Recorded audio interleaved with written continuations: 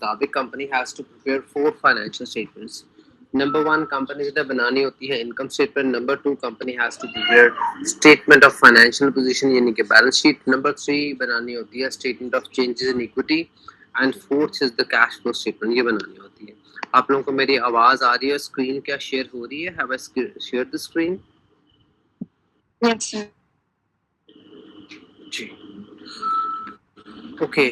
सो cash flow statement, ये जो statement है इट्स द मोस्ट टफेस्ट। बस मैं भी क्या करें, ऑनलाइन क्लासेस हैं, बीच में आ जाती है, फिजिकल है मुश्किल से, और ऊपर से बड़ा मुश्किल से टॉपिक है ये, काफ़ी ज़्यादा आपको काफ़ी मेहनत करनी पड़ेगी। साथ साथ इससे लेंथी वन, इसका बड़ा फॉर्मेट है, आपको याद भी करना पड़ेगा। I try my level best to explain you this topic.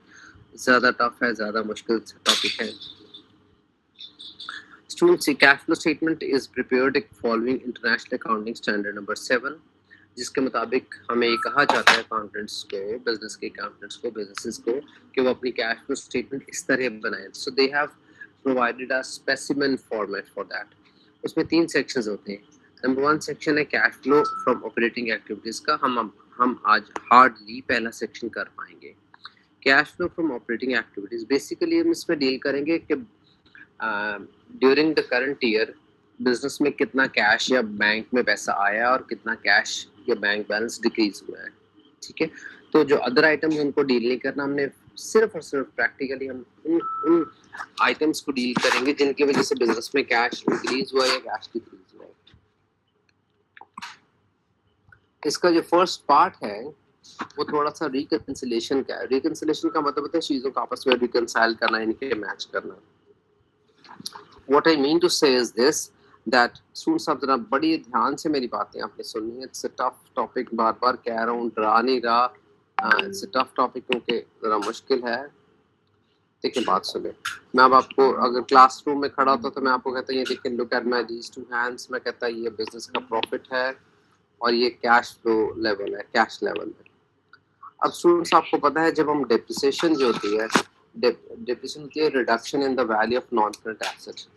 जब एसेट्स की वैल्यू डिक्रीज होती है, डिप्रिशिएट होती है, तो बच्चों उस डिप्रिसिएशन को हम चार्ज करते हैं इनकम स्टेटमेंट में एज एन एक्सपेंस। जब हम डेप्रिसिएशन चार्ज करते हैं तो हमारा एक्सपेंस चार्ज करने की वजह से जब ग्रॉस प्रॉफिट में से एक्सपेंस माइनस करते हैं तो हमारा प्रॉफिट लेवल डिक्रीज हो जाता है, प्रॉफिट कम हो जाता है। लेकिन इस डेप्रिसिएशन का कैश से कोई ताल्लुक नहीं है। जब हमारे नॉन करंट एसेट्स की वैल्यूज डिक्रीज होती हैं तो कैश लेवल तो डिक्रीज नहीं होता, तो because depreciation is a non cash item, it has nothing to do with cash, तो कैश लेवल उतने का उतना ही रहता है। लिहाजा कैश लेवल ज्यादा होता है और ऑपरेटिंग प्रॉफिट या प्रॉफिट कह लो आप लोग, डिप्रिसिएशन चार्ज करने की वजह से इसका प्रॉफिट गिर जाता है।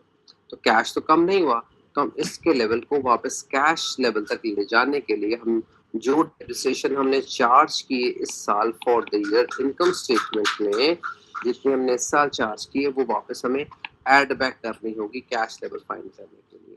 तो आपने क्या करना है इस क्वेश्चन में, सबसे पहला स्टेप ये होगा ऑपरेटिंग प्रॉफिट में ऐड करना है depreciation for the year. Students देखिए मैंने फॉर्मेट में लिखा हुआ है डेप्रिसिएशन स्लैश डाल के अमोर्टाइजेशन भी लिखा हुआ है। डेप्रिसिएशन कहते हैं जो आपके फिजिकल एसेट्स जो होते हैं, मशीनरी, लैंड को डेप्रिशिएट नहीं करते, machinery, building, motor vehicles, computers, furniture, ऐसी चीजें।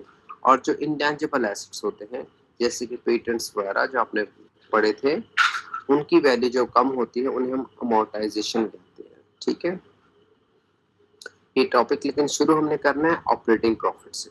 अब ऑपरेटिंग प्रॉफिट क्या होता है, as I taught you while we were doing company account, does anyone remember what is operating profit? कोई मुझे बताएगा?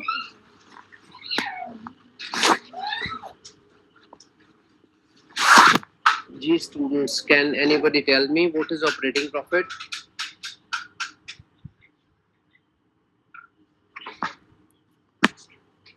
जी कोई मुझे बता सकता है व्हाट इज ऑपरेटिंग प्रॉफिट?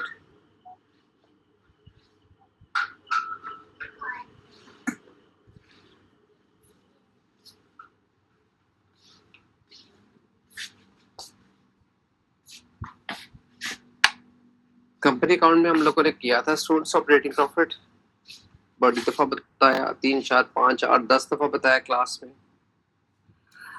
मैं रिपीट कर देता हूँ, ऑपरेटिंग प्रॉफिट वो प्रॉफिट होता है जब हम ग्रॉस प्रॉफिट में से we subtract all the expenses, rent, wages, salaries, insurance, depreciation, irrecoverable debts, carriage outward, सारे एक्सपेंसेस माइनस करते हैं एक्सेप्ट इंटरेस्ट के।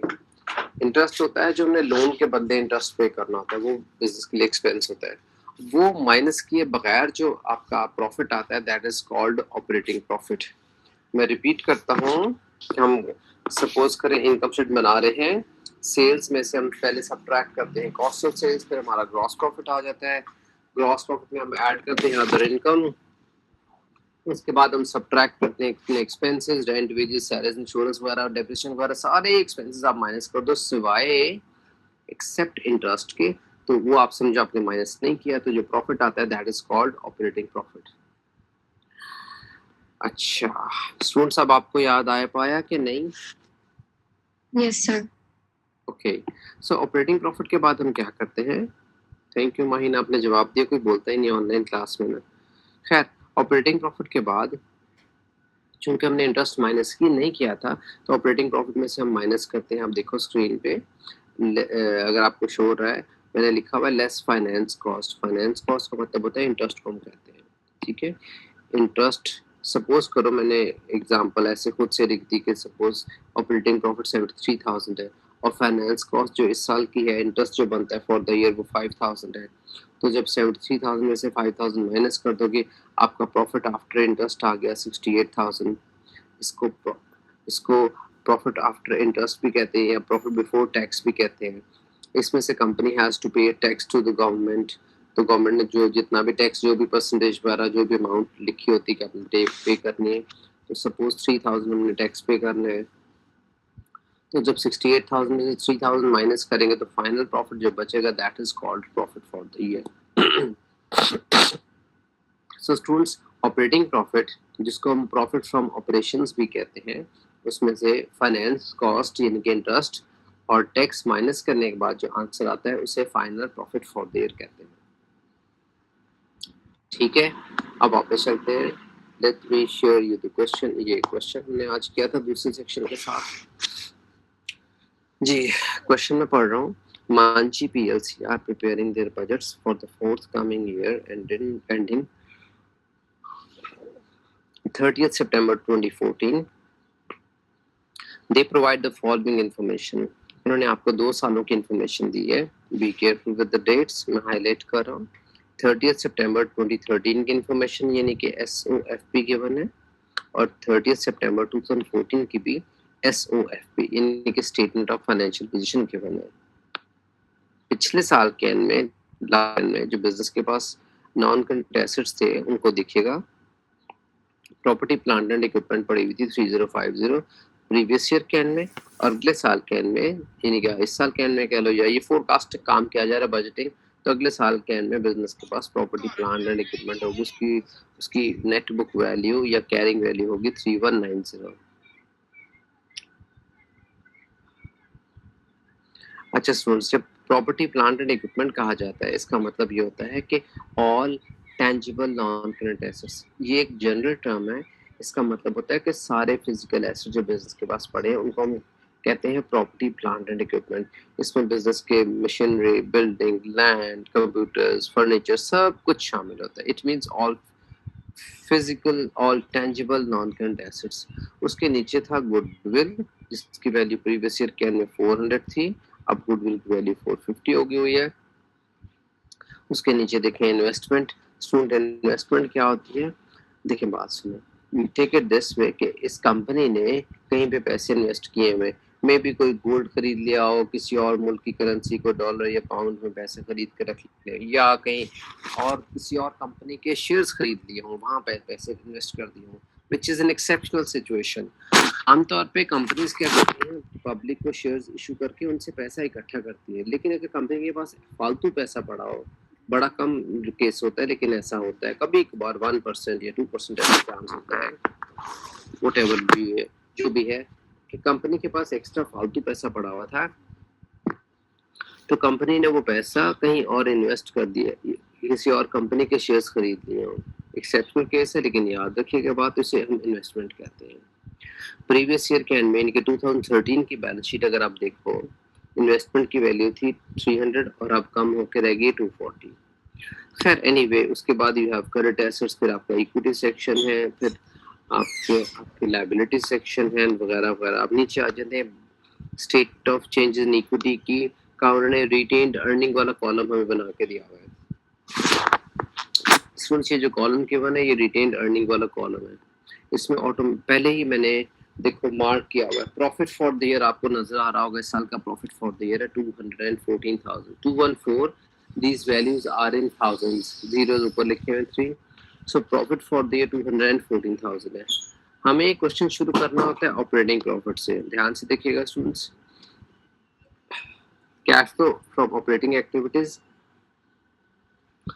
पहला सेक्शन जो है, उसके नीचे देखो मैंने लिखा हुआ है ऑपरेटिंग प्रॉफिट। ऑपरेटिंग प्रॉफिट या जिसे कहते हैं प्रॉफिट फ्रॉम ऑपरेशंस,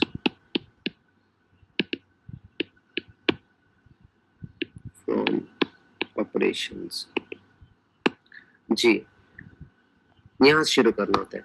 लेकिन इस क्वेश्चन में हमें profit for the year given, ध्यान से देखिए नीचे मैंने ब्राउन पेन से सर्कल किया हुआ है।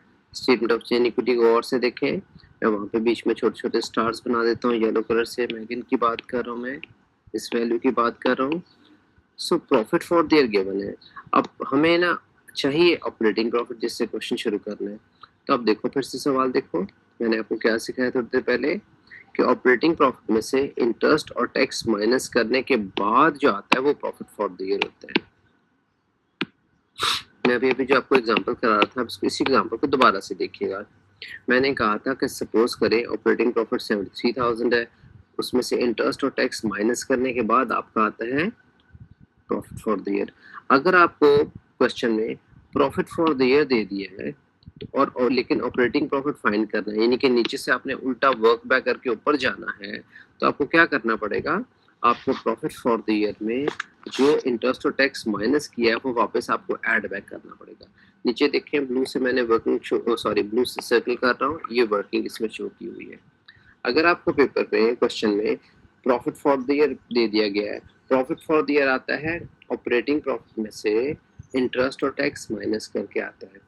तो प्रॉफिट फॉर द ईयर दे दिया, आप इसमें वापस इंटरेस्ट और टैक्स ऐड बैक करोगे तो वापस आपको ऑपरेटिंग प्रॉफिट वर्क बैक करके पीछे पहुंच जाओगे। मुझे बताओ ये स्टेप क्लियर है, तो मैं आगे चलूंगा पढ़ाना। अगर नहीं क्लियर तब भी बताएं, मैं दोबारा करता हूँ। जी माहीन, आपका कुछ जवाब आया, आवाज नहीं आई सही तरह। क्लियर है। जी माहीन, एक दफा रीडू मुझे ब्रीफ करो, क्या सिखाया मैंने वर्क बैक करने वाली बात। ऑपरेटिंग प्रॉफिट में कितना होगा और उसमें इन्होंने जो इंटरेस्ट और टैक्स ऐड कर दिया गलती से, वो हमने माइनस करना है, तो हमारे पास ऑपरेटिंग प्रॉफिट आएगा। उन्होंने हमें question profit for the year दिया। जी थोड़ा सा आप उल्टा बोल गए हो, हमने माइनस नहीं करना, हमने बल्कि उल्टा ऐड बैक करना है। फिर ऑपरेटिंग प्रॉफिट में से इंटरेस्ट और टैक्स माइनस करें ना, फिर जाके प्रॉफिट फॉर द ईयर आता है। इन्होंने हमें इस क्वेश्चन में ऑपरेटिंग प्रॉफिट दिया ही नहीं है। अब फिर से देखो, ये statement of change in equity में मिडिल में करके देखो, मैंने स्टार्स जहाँ लगाए छोटे छोटे, प्रॉफिट फॉर द ईयर दे दिया है। ये प्रॉफिट कहाँ से आता है, ऑपरेटिंग प्रॉफिट में से इंटरेस्ट और टैक्स माइनस करके आता है। तो इसमें वापस इंटरेस्ट और टैक्स फॉर द ईयर जो होगा, इंटरेस्ट बनता था जो चार्ज किया गया, वो वापस ऐड बैक करेंगे हम उल्टा करके, फिर ऑपरेटिंग प्रॉफिट तक पहुंच सकते हैं।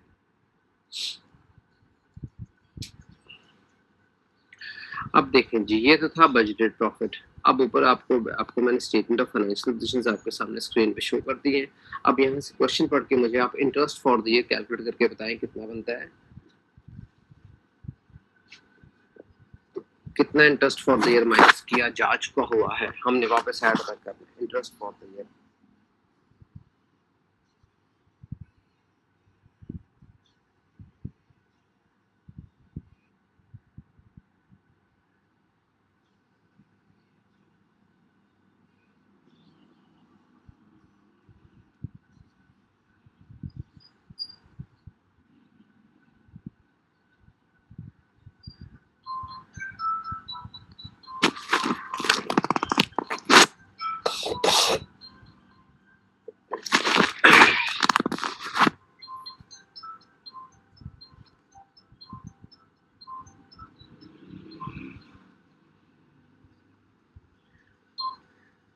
जी स्टूडेंट कोई कर सका?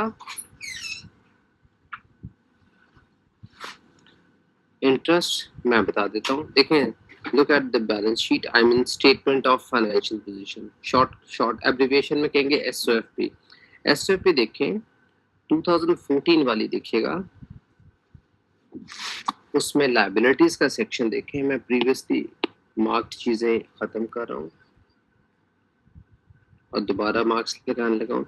Now look at the highlighter, green highlighter, 7% debentures थे लास्ट ईयर के एंड तक। डिबेंचर्स की अमाउंट यानी कि कर्जा था 1000, जो कि इस साल के एंड में 1300,000 हो चुका है, यानी कि 13 लाख। कंपनी ने क्या करना होता है, इस 7% डिबेंचर्स के साथ आपको 7% नजर आ रहा है। 7% का मतलब है कि कंपनी ने जितना भी कर्जा लिया है, जितनी वैल्यू के भी डिबेंचर्स इशू किए हैं, कंपनी हैज टू पे annually interest at the rate of 7%। अब हमने इंटरेस्ट किस पे ले, जो अब तक का टोटल कर्जा है, वो कैसे, ऐसे उन्होंने अंडरस्टूड है लेकिन उन्होंने लिखा भी हुआ है। अब लोग पॉइंट नंबर 3 एडिशनल इंफॉर्मेशन का जरा ध्यान से पढ़े। लिखा हुआ है कि एक सेकंड स्टूडेंट्स,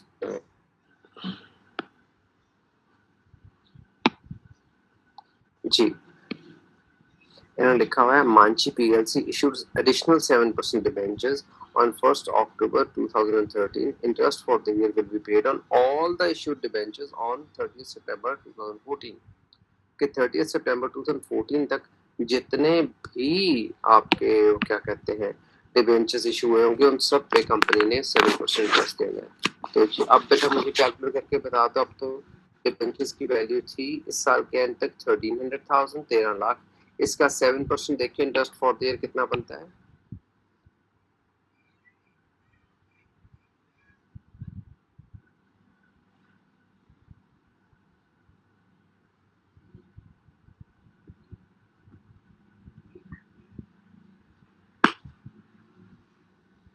जी स्टूडेंट्स 1300 9 10 कितना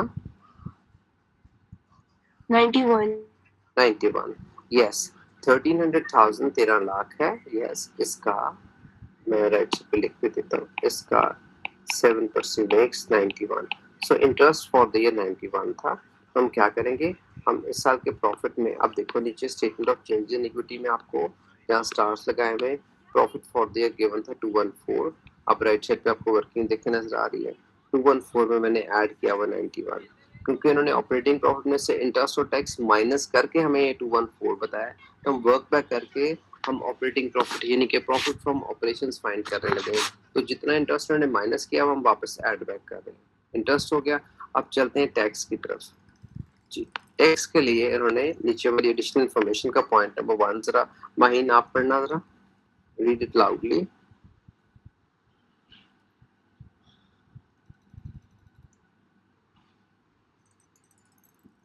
माहीन आपकी आवाज। point number 1, जी पॉइंट नंबर 1 पढ़ें loudly. the tax charge for the year ending 30th September 2014 has been budgeted as 16. दोबारा पढ़ो Maheen. The tax charge for the year ending 30th September 2014 has been budgeted as 160. के लिए सारा काम ना future के लिए करिए बजटिंग का, इससे हमें कोई फर्क नहीं पड़ता। पॉइंट ये कि टैक्स चार्ज इस साल का टैक्स बनेगा या बन चुका है, हमें इससे क्या। टैक्स फॉर द ईयर है 160,000। तो इन्होंने जो प्रॉफिट बताया ये टैक्स वगैरह माइनस करके बताया था। मैं बार बार आप बात कर रहा हूँ, टैक्स माइनस। तो हमें इसमें जो final profit for the year बताया है, इसमें इंटरेस्ट भी और टैक्स भी ऐड बैक करना है। अब देखो स्क्रीन पे मैंने वर्किंग शो की हुई है। इंटरेस्ट था 91 और टैक्स अभी महीना आपने पढ़ा है 160,000। ऐड बैक करेंगे तो हमारा आंसर देखो आ जाएगा 465, जिसको मैंने येलो से हाईलाइट किया हुआ है। ठीक है, अब प्रॉफिट फॉर द ईयर तक तकरीबन पहुंच गए, तकरीबन नहीं सॉरी, ऑपरेटिंग प्रॉफिट तक हम तकरीबन पहुंच गए। तकरीबन इसलिए कह रहा हूँ, इसमें एक चीज और एक्स्ट्रा एडेड है। वो क्या चीज है बेटा, हम बार बार बोल रहा हूँ स्टूडेंट्स और बड़ी स्लो टोन में जा रहा हूँ कि ये मुश्किल टॉपिक, आपको मेरी बातें सुननी पड़ेंगी, मेरे मार्क्स लगाए हुए मैं आपको सेंड करूंगा, घर जाके आपको अपनी बुक रीडिंग करनी पड़ेगी बड़े ध्यान से। आपको आपकी फ्रैंकफुट की या इस जो F3 की जिस बुक में भी ये टॉपिक है, कंटेंट्स में से देखो कैश फ्लो स्टेटमेंट कहाँ है, हाँ, स्टूडेंट्स को इस मेथड को स्टूडेंट जो हम लोग कर रहे हैं जो आपके सिलेबस में, इसे इनडायरेक्ट मेथड कहते हैं। आपको बुक रीडिंग करनी पड़ेगी बड़ी तसल्ली से, अभी के अभी आज एग्जाम्पल्स देखनी पड़ेगी, पूरा चैप्टर पढ़ना पड़ेगा, एक वैल्यू देखनी पड़ेगी, कैलकुलेशन करनी पड़ेगी, रिवीजन करनी पड़ेगी, इंटरनेट से चैट जीपीटी से हेल्प लेनी पड़ेगी, फिर जाके टॉपिक जाके हो सकेगा। मतलब मैं क्या कहूँ, बच्चा आप लोग इतनी मेहनत करते नहीं है। माहिन मेरी बात सुन लो आप, या जो बच्चे थोड़ी सी मेहनत करते हैं स्टूडेंट्स, ये लाजमी तौर पे रिवीजन करनी पड़ेगी खुद से। ये मेरे इस तरह से हैंडल आप कैच अप नहीं कर सकोगे, टॉपिक बहुत डीप इसमें चीज़ें हैं, इसलिए मैं अपना अपना अपना लो टोन में पढ़ा रहा हूँ, बड़े सॉफ्टली और बड़े आराम से करके पढ़ा रहा हूँ। आगे चलते हैं जी। प्रॉफिट फॉर द ईयर 465 आ गया था, लेकिन अभी इसमें एक्स्ट्रा एक चीज एडेड है। वो क्या, हमने ढूंढना, बेसिकली हमने ऑपरेटिंग प्रॉफिट ढूंढना है। लेकिन अब स्टूडेंट्स, ऑपरेटिंग का मतलब क्या होता है? एक फॉर एग्जांपल एक बंदा है, वो बिजनेस करता है गारमेंट्स का, तो गारमेंट्स का बिजनेस करके जो आप उसको प्रॉफिट आएगा सिर्फ गारमेंट्स बेच के, इनकम स्टेटमेंट बनाता है, sales less cost of goods sold, GPI expenses minus किए प्रॉफिट आ गया, वो उसका ऑपरेटिंग प्रॉफिट होगा। लेकिन उसी बंदे ने अगर कहीं और पैसे इन्वेस्ट करके किसी और कंपनी के शेयर्स खरीद के या गोल्ड खरीद के कहीं और इन्वेस्टमेंट करके जो पैसा आया है, तो वो उसका वो जो प्रॉफिट उसने कमाया है, उससे हम ऑपरेटिंग प्रॉफिट नहीं कह सकते। प्रॉफिट बेशक कमाया है, वो अदर एक्टिविटीज से आता है। अब होता ये है कि जब आपको profit for the year given था, इस सवाल में देखो, फिर से देखो जहाँ मैंने स्टार्स लगाए हुए, 214 प्रॉफिट फॉर द ईयर था। इसमें जो एक्स्ट्रा इन्वेस्टमेंट करने की वजह से जो अदर इनकम आई हुई ना, वो भी इसमें एडेड थी, वो हमें निकालनी होगी। अब उसके लिए आप पॉइंट नंबर पढ़ोगे 2। Mahin, read point number 2 loudly. Income from investments is budgeted as 40,000. अब इन्वेस्टमेंट से भी कहते हैं वो इनकम आई हुई है या आएगी, ये फ्यूचर का बना रहे हैं बेसिकली।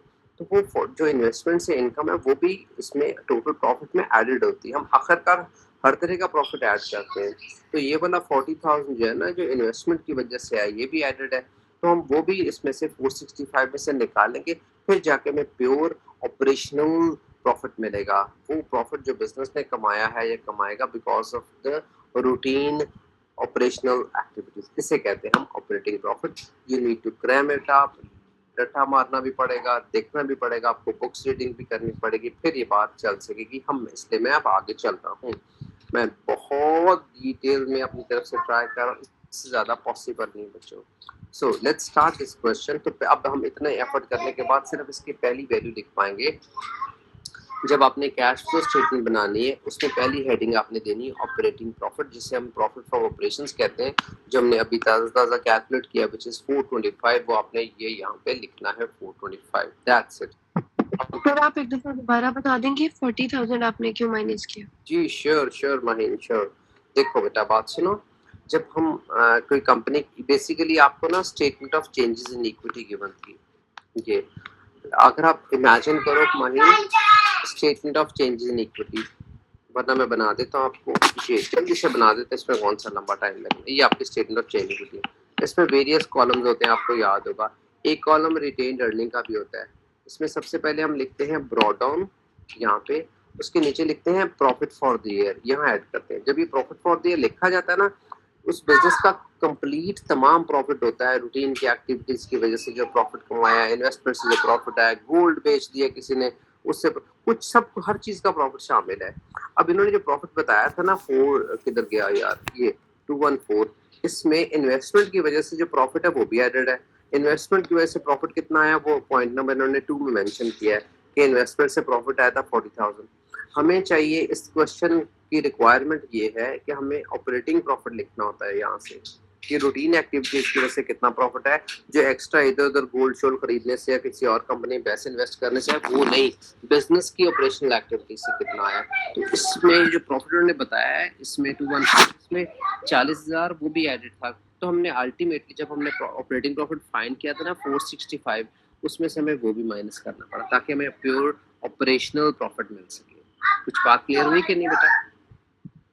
Yes, sir. अच्छा, अब हम चलते हैं कि ऑपरेटिंग के प्रॉफिट के बाद, या ऑपरेटिंग प्रॉफिट को प्रॉफिट फ्रॉम ऑपरेशंस भी कहते हैं, उसके बाद हमने क्या करना होगा, डेप्रिसिएशन से ऐड बैक करनी होगी। ऐड क्यों करनी होगी? अब बड़े ध्यान से मेरी बात सुनिएगा।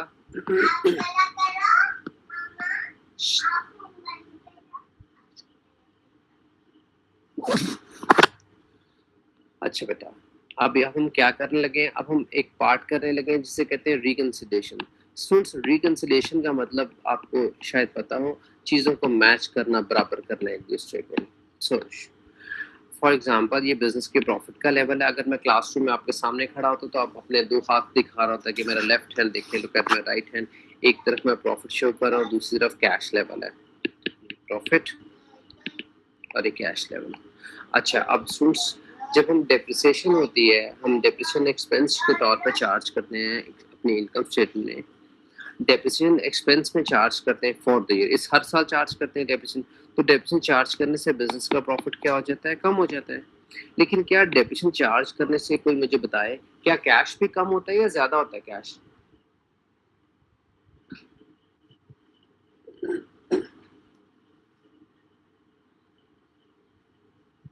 कैश पे तो नहीं कोई फर्क। जी फिर बोलो, आवाज बड़ी लैग करके आती है आपकी माही। फिर बोलो, कैश पे क्या? कैश पे नहीं फर्क पड़ता। फिर बोलो, नहीं आवाज आई। सर कैश पे नहीं फर्क पड़ता आई गेस। कैश लेवल नहीं इफेक्ट होता। अगर हम कहते हैं हमारा एसी पुराना हो गया, वैल्यू कम होगी, तो एक्सपेंस रिकॉर्ड करते हैं। फर्नीचर की वैल्यू कम होगी, अब फर्नीचर पुराना हो से उसकी कीमत कम हो जाएगी, लेकिन उस कैश तो नहीं ना फर्नीचर हमारा लेके जा रहा। टेबल पुराना हो गया तो टेबल ने कैश नहीं ले गया। तो इसलिए डेप्रिसिएशन चार्ज करने से बिजनेस का प्रॉफिट डेफिनेटली कम होता है, लेकिन कैश लेवल पे फर्क नहीं पड़ता, कैश लेवल वहीं का वही रहता है। इसलिए यही प्रॉफिट हमें वापस, सॉरी, जितनी डेप्रिसिएशन में चार्ज करके प्रॉफिट कम किया होता है उसको वापस ऐड करके हम अपने कैश लेवल के बराबर लेकर जाते हैं। इसे कहते हैं रिकंसाइल करना। रिकंसाइल का मतलब होता है मैच करना बेसिकली। इसलिए कह रहा हूँ बुक रीडिंग करनी पड़ेगी आपको। बेसिकली सेक्शन में हम ये देखते हैं, आपको बड़ी बहुत डिटेल में इसके थ्योरेटिकल पढ़ना पड़ेगा अगर आप समझना चाहते हो कंसेप्टली। रट्टा मारना है तो फॉर्मेट रट्टा मारो, मार्क्स मिल जाएंगे बस। डेफिनेशन ऐड बैक करनी, कैलकुलेशन करो, ऐड बैक करो, मार्क्स का कोई रौला नहीं, मार्क्स उसमें मिल जाएंगे रट्टा मारने से। लेकिन अगर समझना चाहो तो डेफिनेशन चार्ज करने से प्रॉफिट कम हो गया, लेकिन कैश फ्रॉम ऑपरेटिंग एक्टिविटीज कम नहीं होगा, तो वही हम डेफिनेशन ऐड बैक करेंगे। बेसिकली इस टॉपिक की हमारी इंटेंशन इस वक्त इस सेक्शन में इंटेंशन ये है कि ऑपरेशनल एक्टिविटीज की वजह से कितना कैश बिजनेस में आया या गया, डेप्रिसिएशन चार्ज करने से बचो। कैश ना आता है ना जाता है, लेकिन प्रॉफिट कम हो गया था इसलिए वापस ऐड बैक करके कैश लेवल के बराबर लाना होता है। That's it. आगे चलते हैं, अब देखते हैं सवाल को कि डेप्रिसिएशन चार्ज। स्टूडेंट्स, आपके सामने मैंने एडिशनल इंफॉर्मेशन रख दी है सारी, 10 के 10 पॉइंट्स है, इन्हें पढ़ो, देखो जरा और मुझे बताओ ढूंढ के, टेक 2 मिनट्स, कि एसेट्स की कितनी वैल्यू डेप्रिशिएट होगी है। डेप्रिशिएशन फॉर द ईयर ढूंढ के बताएं।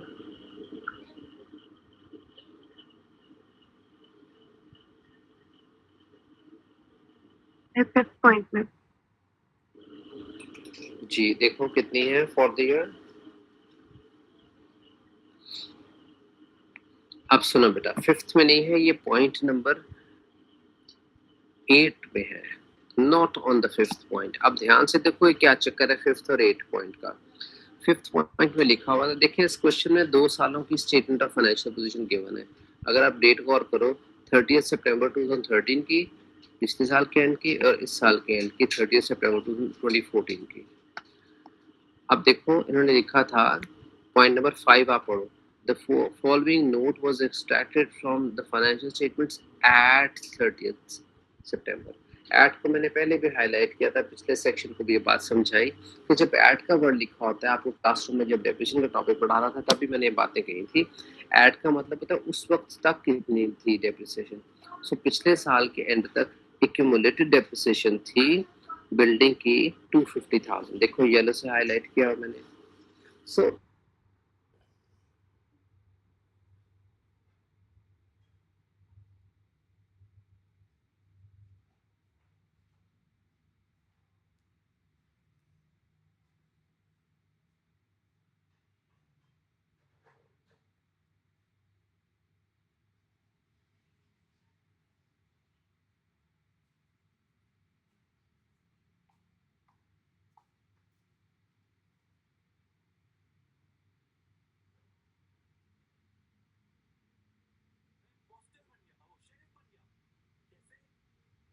The sheriff role, I love it. तो आई विल शूट अभिनव, पता चल जाएगा वो है या नहीं। मम्मा ये क्या है, मेरे को ट्रैप कर दिया। कहाँ है अभिनव? अभिनव, अभिनव,